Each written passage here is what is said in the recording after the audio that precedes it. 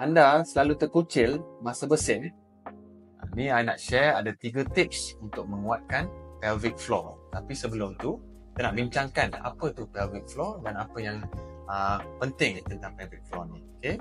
So sebenarnya ada 2 otot kat sini, nama dia ischiocavernosus dan bulbospongiosis. Kedua-dua ni memang sangat-sangat penting untuk support untuk kekuatan rahim, kawal air kencing dan juga masalah seksual.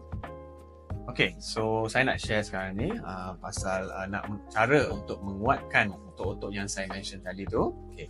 So yang pertamanya adalah kurangkan berat badan, sebab kalau berat badan kita meningkat, of course susah untuk kita menampung berat badan tu. Okay. Yang keduanya adalah perlu betulkan posture, pastikan duduk dengan betul. Saya tahulah yang ni nak maintain tu susah, tapi kena cubalah. Right? Dan yang ketiga tu boleh gunakan senaman, dan senaman yang kita selalu sebutkan adalah senaman Kegel. Senaman Kegel tu senang saja. Cuba bayangkan you tengah kencing. Bila you nak kencing, you nak berhentikan air kencing tu. So dia adalah kemot. So sekarang lupakan pasal kencing, okay? And then you tengah duduk macam ni kan. So let's say you kemot selama 10 saat, lepas tu you relax. You kemot 10 saat, you relax. You buat yang tu 10 kali. Dalam satu hari tu you boleh buat senaman ni selama 5 set.